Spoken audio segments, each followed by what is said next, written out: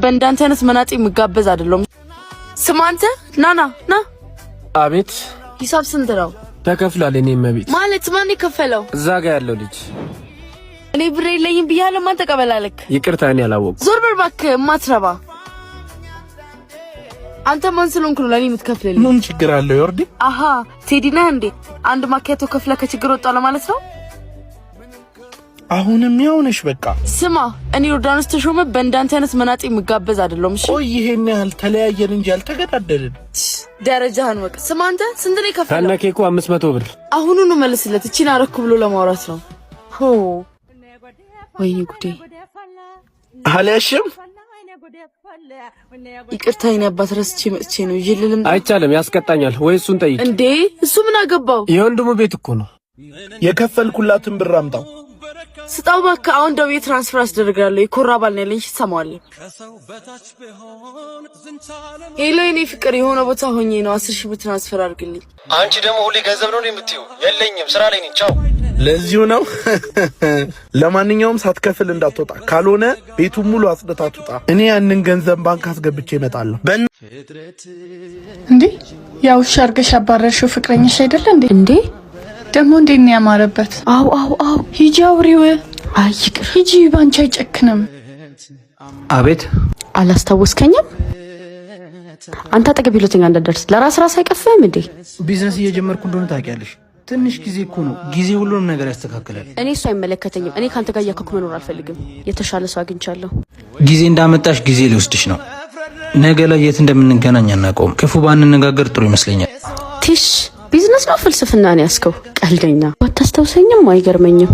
ጠቁር ያለው ከስቻለሁ። ኧረ አስታውሽሻለሁ። ምን ሆነሽ ነው የተጎሳቆልሽው? አንተ ልክ ነበርክ። እሱ አያዋጣኝም ነበረ።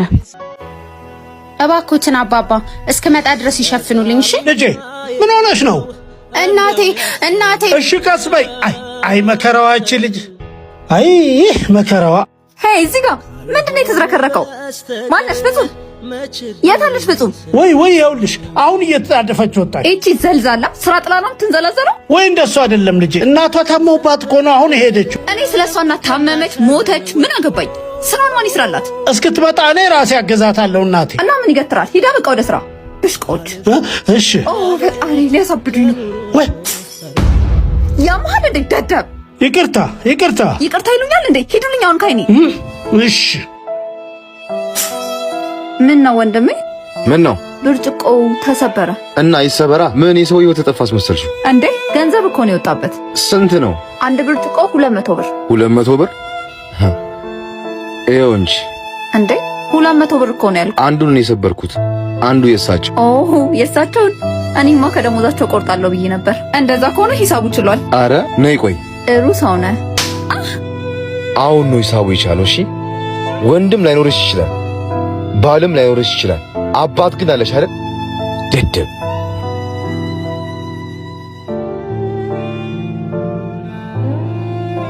የባለፈው ጉዳይ እንዴት ሆነልሽ? ቆይ አንዴ። ልጄ።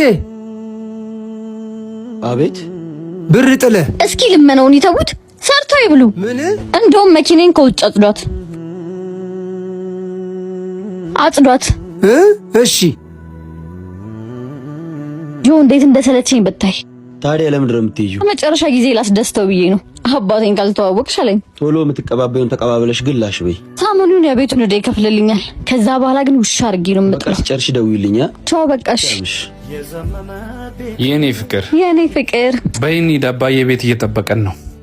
እንዴ አባዬ ምን ታረጋለህ እዚህ? እኚህ ናቸው አባት? አዎ።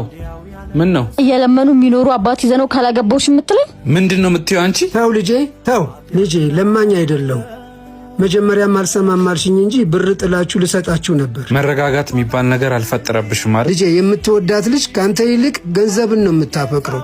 ያለችውን ነገር በሙሉ ሰምቻታለሁ። ምን ሰሙ? ፍቅርን ስለታገልከው አይሆንም።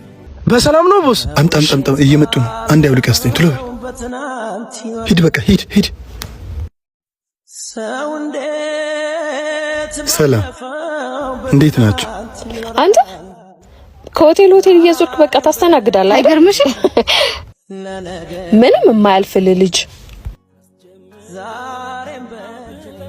መጣልሽ ደግሞ እሺ ምን ልታዘዝ? ዘላለምን ምን ልታዘዝ? አይሰለችም ወይ አንተ ልጅ? አንተ መች ነው የሚያልፍልህ ዘላለምን እንዲህ ማስተናገድ? አረ ቢያንስ የሆነ ነገር ለመቀየር ሞክር። እንደውም እስቲ ዛሬ ጋብዘን። እሺ ምን ልጋብዛችሁ? ይሄ ማያልፍለት ደሃ ሀብታም ይጋብዛል አሉ። አሁን በእናትህ ውሃ ይዘህልና። እሺ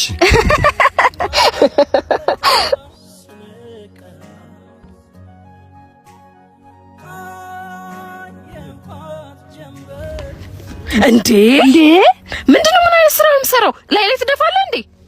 ይቅርታ በጣም ይቅርታ። ውሃ እንኳን በስነ ስርዓት መቅዳታት ማይችል ሰው እዚህ ያመጣችሁ ምን አይነት ስራ ነው የምትሰሩት? ማናጀሩ የለም እንዴ? እንዴ ምን አይነት ስራ ነው? ምን ተፈጥሮ ነው? ወንድሜ ሂድና ባለቤቱን ጥራልኝ። ቦስ ምንድነው? ይሄማ በፍጹም አይሆንም። ይልቅ ቀልዱን ተወና አሁን ባለቤቱን ጥራልኝ። የቤቱ ባለቤት እሱ ነው እህቴ። ባለቤት? ሂድ በቃ እኔ አስተካክለዋለሁ። አልገባኝም። ማለት አንተ ነህ የቤቱ ባለቤት? አዎ እኔ ነኝ። እንዴት? እናንተ እኮ ሰውን ባለፈ ነገር ስለምትገምቱ ለውጡ አይታያችሁ። ለማንኛውም ስለደፋውባችሁ በጣም ይቅርታ። ሂሳቡን እኔ ከፍለዋለሁ። ብዙ ብሰቃይም ሕይወት